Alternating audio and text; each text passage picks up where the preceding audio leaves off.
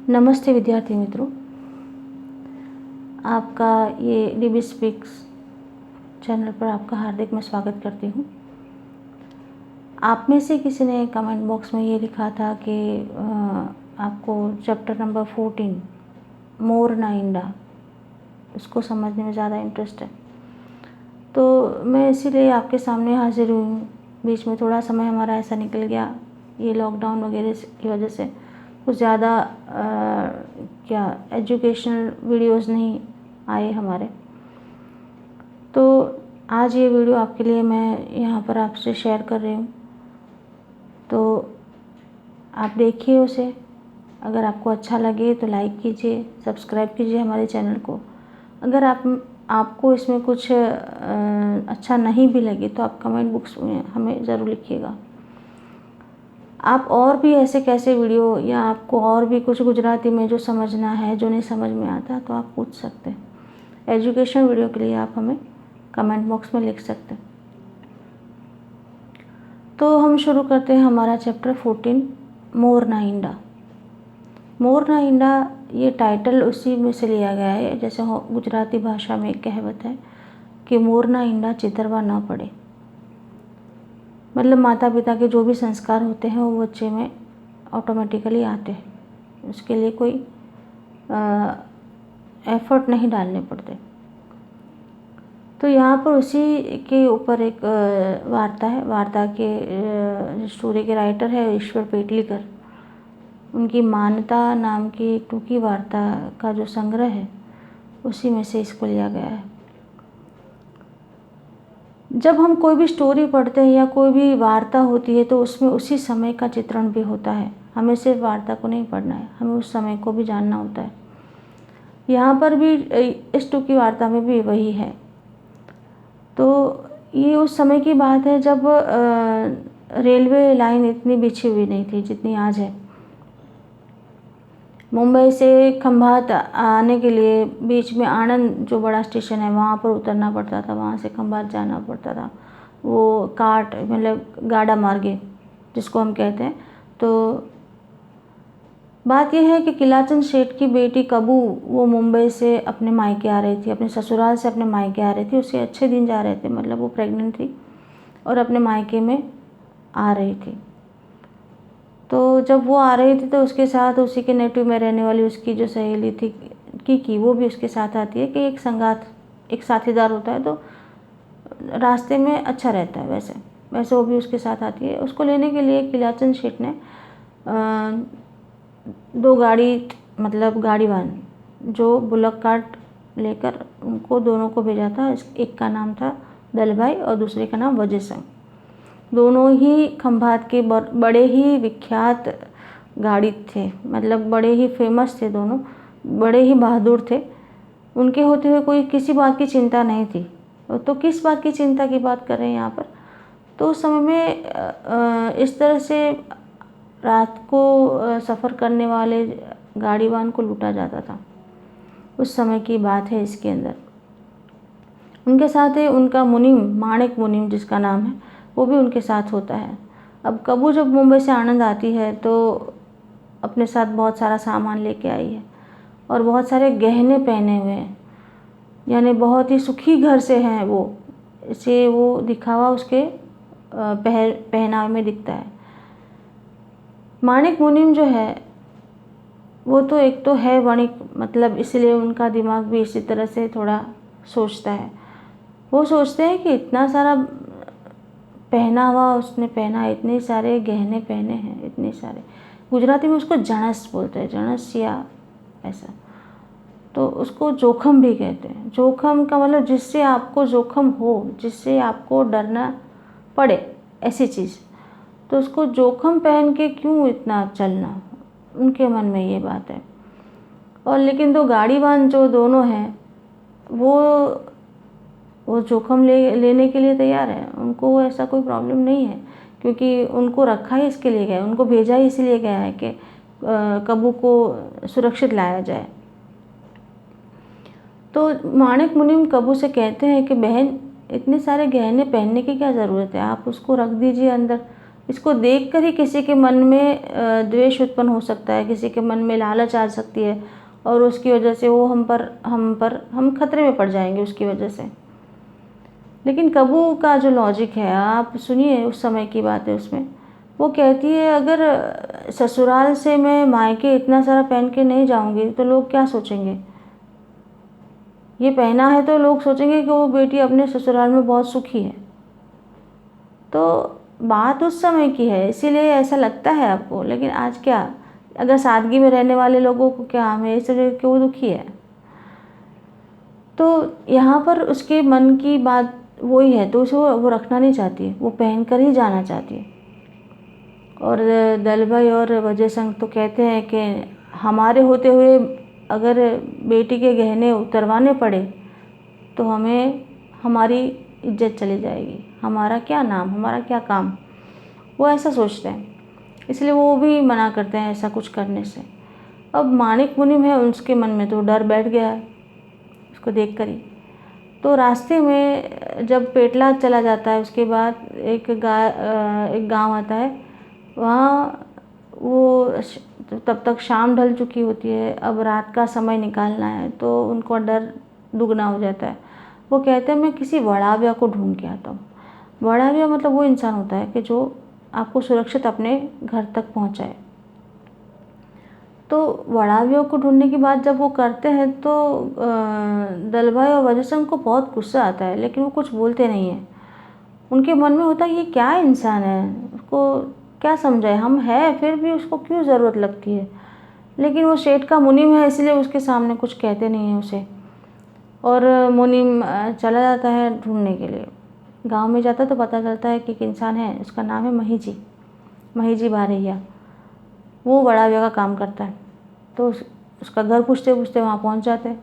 उसके जाकर कहते हैं कि भाई महीजी है, मुझे ज़रूरत है, क्योंकि मेरे साथ जोखम है, मेरे साथ है, शेठ की बेटी है, उसको सुरक्षित पहुंचाना है, यहाँ से खंभात जाना है। तो उसकी पत्नी कहती है कि वो तो बाहर गए हैं, अभी नहीं है। तो इतने में उनका जो बेटा था, महीजी का बेटा बूदो, उसका नाम बूदो है, वो बैठकर खाना खा रहा होता है घर के अंदर। वो कहता है माँ कौन है। तो कहता है नहीं बेटे, तेरे पिताजी का कुछ काम था, उसके लिए कोई शाहूकार आए। तो वो कहता है माँ मैं जाऊँ, पिताजी नहीं है तो उनको ऐसे ही वापस नहीं भेजना चाहता, वो सोचता है कि मैं जाऊँ। माँ तो बहुत खुश हो जाती है, उसको मन में होता है कि अरे मेरा बेटा पहली बार काम पे जाएगा। वैसे भी उसके मन में अपने बेटे के प्रति कुछ ज़्यादा ही हर माँ के अंदर होती है वैसी भावना कि मेरा बेटा बहुत बड़ा काम करेगा, या मेरा बेटा अपने पिता से भी ज़्यादा बहादुर होगा। तो उसी प्रकार से उसके मन में था। उसने बोला बेटा तू जाएगा, तो क्या हाँ मैं जाना चाहता हूँ। तो माँ कहती ठीक है चला जा उनके साथ। लेकिन पहली बार काम पे जा रहा है तो माँ बहुत खुशी होकर, उसका दिल धड़क रहा है ज़ोर से कि मेरा बेटा काम पे जा रहा है। तो वो उसे दही शक्कर खिलाती है और कहती है कि जा बेटा, लेकिन याद रखना अपने पिता की आबरू बढ़ाना, अपने पिता की आबरू अपने पिता की नाक मत कटवाना वैसे। तो वो कहता है माँ आप राम राम करो, मतलब ऐसा मत सोचो, मैं अच्छी तरह से करूँगा अपना काम। और वो उनके साथ निकल पड़ता है। इस तरफ महीजी आता है। महीजी के बारे में एक बात है कि महीजी ऐसा इंसान है, इतना इसके बारे में कहा जाता है गांव में अगर महीजी साथ में होता है तो कहीं पर भी कोई गाड़ा लूटने की बात या किसी को लूटने की बात नहीं आती जब महीजी वड़ाविया के तौर पे जाता है। वो जितना सच है उतना ये भी सच है कि महीजी अगर लूटने जाता है तो कोई गाड़े को बचा भी नहीं सकता, क्योंकि वो दोनों काम करता है। जब वड़ाविया के तौर पे जाता है यानी एक रक्षक बन के जाता है तो अपनी पूरी ईमानदारी से रक्षा करता है उस इंसान की और उसकी सारे सामान की।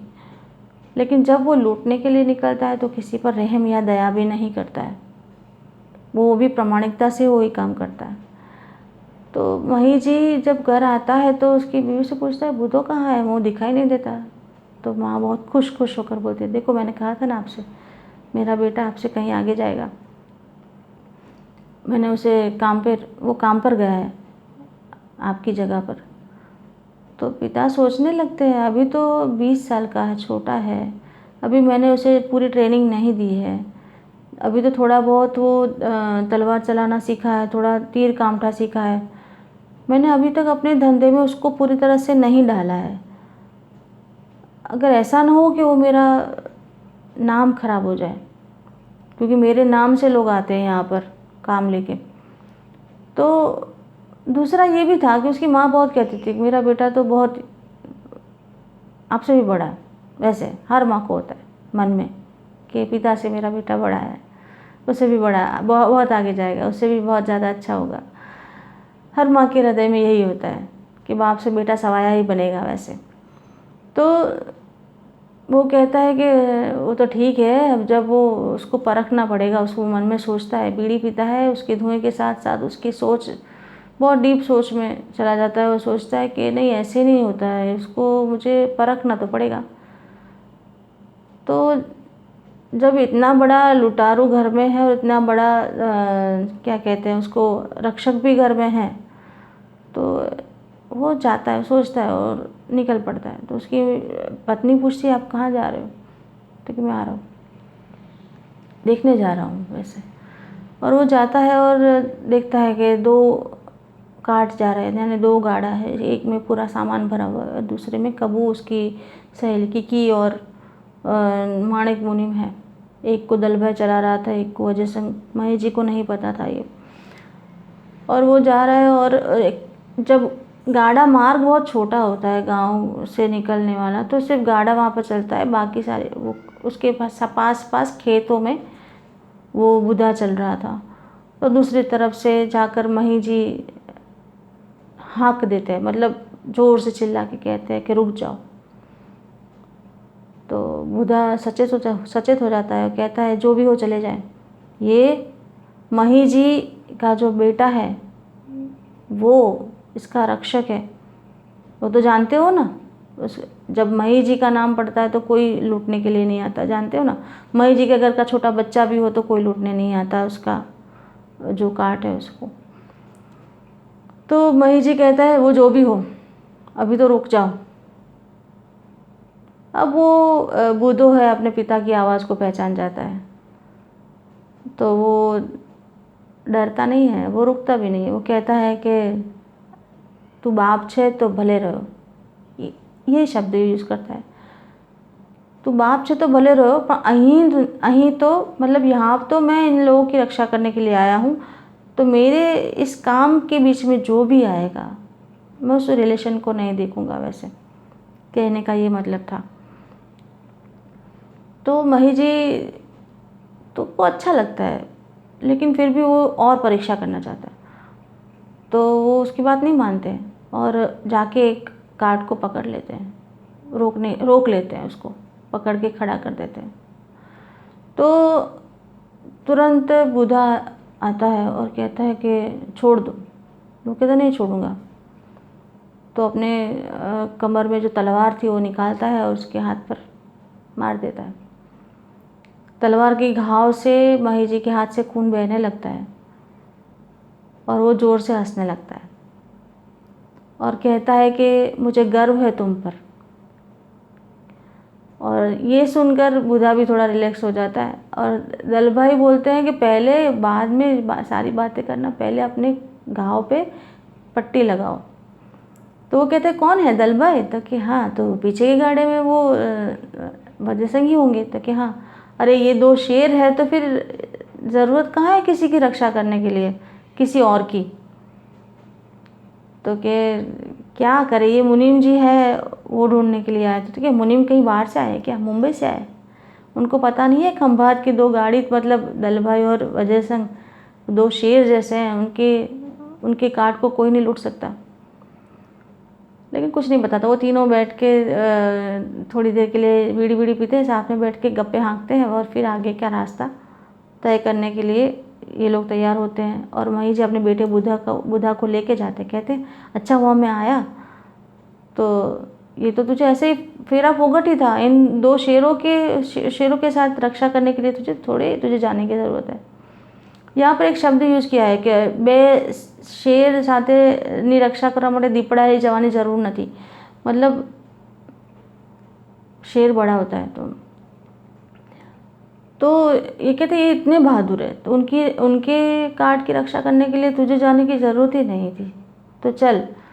मुनीम कहते हैं आपके पैसे लेके जाओ, लेकिन वो कहते हैं पैसे वैसे लेने के लिए नहीं रुकते हैं, वो लोग चले जाते हैं और मुनीम बहुत शर्मिंदा हो जाता है। वो कुछ बोलता नहीं है, डर जो कीकी और कबू को लग गया था कि अब लूटेगा ये सब, वो थोड़े रिलैक्स हो जाते हैं। लेकिन मुनीम के चेहरे पर तो हवाइयाँ उड़ने लगती है और दल भाई और अपना कार्ड लेके चलाने लगते हैं। तो मुनीम धीरे से कहते हैं कि आपने बहुत सारा नाम कमाया है, वैसे आप खंभात के बहुत फेमस व्यक्ति हो हम, लेकिन अब दल भाई और वजह संघ को उससे फ़र्क नहीं पड़ता, तो उनको कुछ बोलने की ज़रूरत नहीं लगती। जो उनका अपनी प्रशंसा खुद नहीं करनी पड़ेगी उनको। और यहाँ पर हमें मोरना ईंडा मतलब वो जो संस्कार जो पिता से अगली पीढ़ी को मिलते हैं वो यहाँ पर दिखाई देते हैं कि मही जी जैसा भी था उसका बेटा, अगर उसने पलौटा था अपने उसके धंधे में या नहीं, लेकिन उसके अंदर वो कुनेह या उसके अंदर वो गुण थे जो उसके पिता में थे। वो इतना ही बहादुर था, किसी से नहीं डरने वाला था। तो वो उसी पहले ही काम में जब उसके सामने ये संकट आया तो उसने वो कर दिखाया। तो संस्कार की बात जब आती है तब हम ये बात कहते हैं कि मोर ना ईंडा चितरवा ना पड़े। मतलब माता पिता के जो भी संस्कार होते हैं वो अपने अगली पीढ़ी में यानी अपने बच्चों में ऑटोमेटिकली आते हैं। तो जब भी मुसीबत का समय आता है ये संस्कार अपना रंग दिखाते हैं और हमारा रंग दिखाने का मतलब है हमारा मार्गदर्शन करते हैं, चाहे कितना भी बुरा समय हो या कितना भी अच्छा समय क्यों ना हो, संस्कार हमेशा हमारा मार्गदर्शन करते हैं। तो ये थी मोर ना ईंडा की पूरी वार्ता। अगर आपको इसमें कुछ नहीं समझ में आया, कोई शब्द ऐसे हैं, बहुत सारे शब्द गुजराती में तळपदा शब्द इसके अंदर यूज़ हुए हैं, तो अगर आपको कोई शब्द समझ में नहीं आता तो कमेंट बॉक्स में आप लिख देना, मैं उसका आपको आंसर दे दूँगी। अदरवाइज़ आपको ये वीडियो अच्छा लगा हो तो लाइक ज़रूर करना, हमारे चैनल को सब्सक्राइब ज़रूर करना। धन्यवाद।